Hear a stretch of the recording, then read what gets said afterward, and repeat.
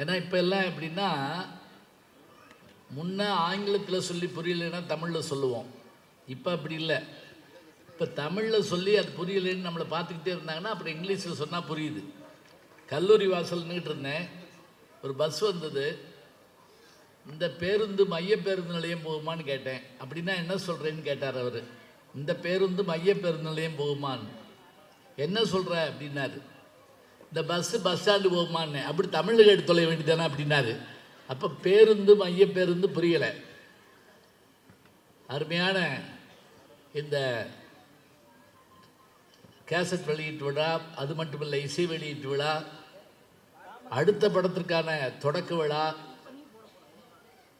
வணக்கத்திற்குரிய எம்என்எம் மூர்த்தி அவர்களுடைய துணைவியாருடைய பிறந்தநாள் விழா. ஒரு கல்லில் ஒரு மாங்காய் அடிக்கலாம், 2 மாங்காய் அடிக்கலாம். மரத்தையே வீழ்த்துற அளவுக்கு அடிக்கிறதுனா இவரால் தான் முடியும். எனக்கு தெரிஞ்சு 12 மாங்கனிகளை வீழ்த்திய அளவுக்கு அத்தனை சாதனைகளை புரிஞ்சிருக்கக்கூடிய மூர்த்தி ஐயா அவர்கள். அதில் என்ன சிறப்பு தெரியுங்களா, அவரே எல்லா வேலையும் பார்த்துக்கிட்டே இருக்கார். அவர் ஒரு நிமிஷம் கூட இந்த கேக்கு வெட்டி முடிஞ்ச உடனே அவரே தள்ளிட்டு போயிட்டார். பார்த்தீங்களா, ஒரு வினாடி கூட நிற்கலை. இந்த வேகம், இந்த ஆற்றல், இந்த சக்தி, இந்த சுறுசுறுப்பு அவருக்கு இறைவன் தந்ததாக நான் கருதுகிறேன். அவரும் அவருடைய குடும்பத்தாரும் நீளாயுள், நிறை செல்வம், உயர் புகழ், விஞ்ஞானம் பெற்று பல்லாண்டு பல்லாண்டு பல்லாயிரத்தாண்டு பல கோடி 100,000 ஆண்டு வாழ வேண்டும் என்று வாழ்த்தி, இந்த படத்தினுடைய இந்த முன்னோட்டத்தை பார்த்தேன். உண்மையிலே நான் ரொம்ப வியந்து போனேன். ஏன்னா கிராமங்களில் உட்கார்ந்து பார்க்குறப்ப தான் அந்த ரசனை நமக்கு தெரியும். பொதுவாக பெரிய நகரங்களில் ரசனையை வெளிக்காட்ட மாட்டாங்க.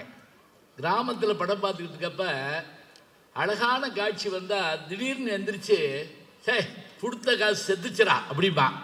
அப்படின்னா என்னாச்சுன்னா அந்த காசு முழுவதும் அந்த ஒரு காட்சிக்கு சரியாக போச்சான். அதுபோல் இங்கே நான் பார்த்துக்கிட்டே இருந்தேன். மிக அற்புதமாக இந்த படத்தை அவரே தயாரித்து, அவரே நடித்து, அவரே பாடல் எழுதி, அவரே இசையமைத்து, எல்லாம் காதலிக்க நேரமில்லை.